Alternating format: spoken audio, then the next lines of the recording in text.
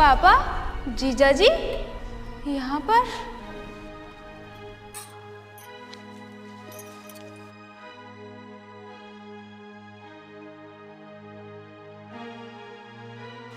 आप 1 मिनट रुकिए, मैं अभी आती हूँ।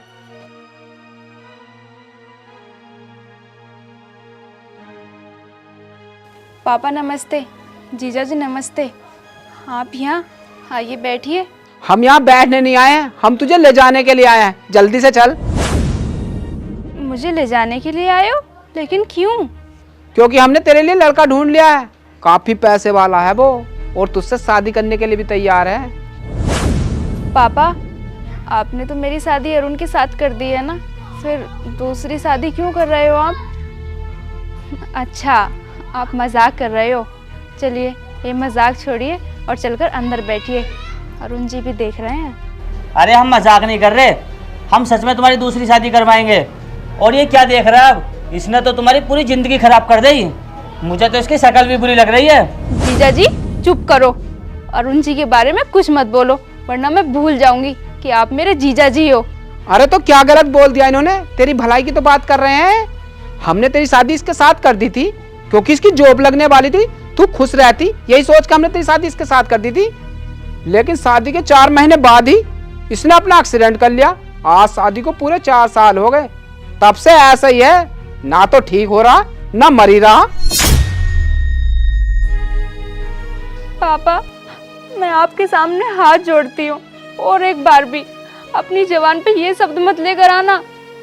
अगर इन्हें कुछ हो गया ना, तो मैं सच कह रही हूँ, इनके साथ ही मैं अपने प्राण त्याग दूंगी।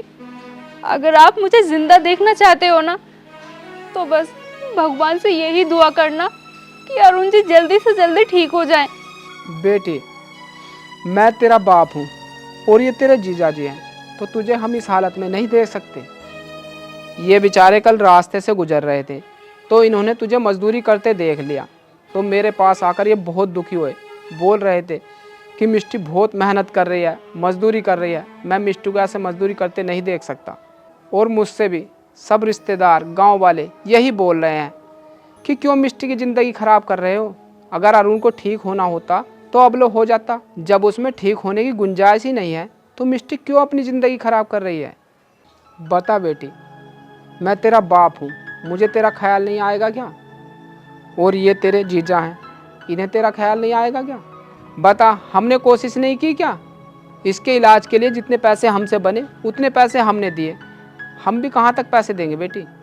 बड़े सोच समझकर हमने ये फैसला लिया है कि तेरी शादी कहीं दूसरी जगह कर दे, ताकि तू अपनी बची हुई ज़िंदगी अच्छी तरीके से जी सके और तुझे खुश देखकर हम भी खुशी खुशी जी सके। पापा, आप मुझे एक बात बताइए कि अरुण जी ने अपना एक्सीडेंट जानबूझकर किया है?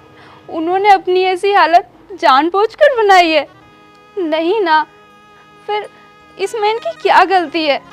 ये तो मुझसे बहुत प्यार करते थे, मेरी आंख में एक आंसू भी नहीं देख सकते थे, और आज भी ये मुझसे इतना ही प्यार करते हैं। बस ये मजबूर हैं, कुछ बोल नहीं सकते और न जता सकते, तो फिर ऐसी घड़ी में मैं इनका साथ कैसे छोड़ दूं? और पापा जी, आपने ही तो मुझे सिखाकर भेजा था कि अपने सास ससुर की सेवा करना, अपने पति की सेवा करना, सुख हो या दुख हो, आखिरी सांस तक हर सिचुएशन में अपने पति का साथ देना। तो पापा, मैं यही तो कर रही हूँ, आखिरी सांस तक मैं इनके साथ रहूंगी। और मजदूरी तो बहुत छोटी चीज है, अगर मुझे इनके लिए अपना खून भी बेचना पड़े तो भी मैं बिल्कुल नहीं हिचकिचाऊंगी। हम दोनों ने साथ जीने साथ मरने की कसमें खाई थी, तो कैसे तोड़ दूं मैं अपनी कसम? और पापा, ये सब ना ही तो मैं अपनी कसम की वजह से कर रही हूँ, और ना ही मैं आपने जो बोला है उसकी वजह से कर रही हूँ। मैं इनसे बहुत प्यार करती हूँ और मुझे अपने प्यार पर पूरा भरोसा है। अरुण जी एक ना एक दिन ज़रूर ठीक हो जाएंगे। बस मैं ये सब इसलिए कर रही हूँ। अगर मैं ऐसी स्थिति में इनका साथ छोड़ दूंगी तो क्या होगा इनका, एक बार आप सोच कर देखिए। और हाँ, आपको, जीजा जी को, गांव वालों को, रिश्तेदारों को मेरी फिक्र है। इसके लिए मैं आप सबकी बहुत कदर करती हूँ। लेकिन आप भी तो सोचिए, अगर अरुण की जगह ये सब मेरे साथ हो जाता और अरुण मुझे छोड़कर किसी दूसरी लड़की से शादी कर लेते, तो आपको, रिश्तेदारों को अरुण अच्छे लगते? नहीं ना। और अगर अरुण जी ऐसा ही करते जैसा मैं कर रही हूँ, तो आपको अरुण जी बहुत अच्छे लगते। ऐसे ही इस टाइम अरुण को, अरुण के रिश्तेदारों को मैं अच्छी लग रही हूँ, लेकिन आपको नहीं, क्योंकि मैं आपकी अपनी हूँ, लेकिन अरुण जी की भी तो पत्नी हूँ। अगर मैं उनको ऐसे टाइम पर छोड़कर चली गई तो क्या बीतेगी उनके दिल पर। और अरुण की तो छोड़ो, मैं खुद अरुण जी के बिना नहीं जी पाऊंगी। और अगर आपको कोई कुछ बोले तो बोल देना कि मेरी बेटी अपनी पत्नी होने का फर्ज निभा रही है और हमेशा निभाती रहेगी। और जीजा जी, भगवान ना करे आपके साथ ऐसा हो जाता जैसा अरुण के साथ में हुआ है, और पापा जी दीदी की शादी किसी और लड़के से करवा देते, तो आपके दिल पर क्या बीतती, कभी सोचा है आपने? और एक बार ना जीजा जी, अरुण जी की जगह अपने आप को रख कर देखिए, फिर आपको समझ आएगा कि मैं अपनी जगह सही हूँ या फिर गलत। हाँ बेटी, आज मुझे सच में गर्व हो रहा है तुझ पर। आज दामाद जी की ऐसी हालत को पूरे 4 साल हो गए, लेकिन तेरे दिल में आज भी उनके लिए उतना ही प्यार है जितना 4 साल पहले था। हम तो सोच रहे थे कहीं तू घुट के तो नहीं जी रही होगी, मजबूरी में तो ऐसी ज़िंदगी नहीं जी रही होगी, इसलिए हमने सब सोचा। माफ़ कर दे बेटी हमें। तू देखना, तू लोगों के लिए एक दिन मिसाल बनेगी। हाँ मिष्टी, मुझे भी माफ़ कर देना। पति हो या पत्नी, हमें अपने फर्ज से नहीं चूकना चाहिए। आज ये सब मेरे साथ हुआ है, कल किसी पति के साथ या फिर किसी पत्नी के साथ भी हो सकता है।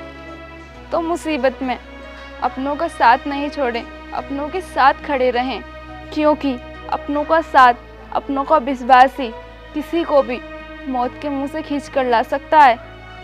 और प्यार का पता भी ऐसी सिचुएशन में ही चलता है कि हमारा पति हमसे कितना प्यार करता है और हमारी पत्नी हमसे कितना प्यार करती है। ठीक है पापा जी, इस बारे में अब आप कभी मत सोचना। हाँ बेटी, नहीं सोचूंगा। आओ पापा जी, आओ जीजा जी, अरुण जी से तो मिल लो। देखो ना, वो पहले से कितने ठीक हो गए हैं।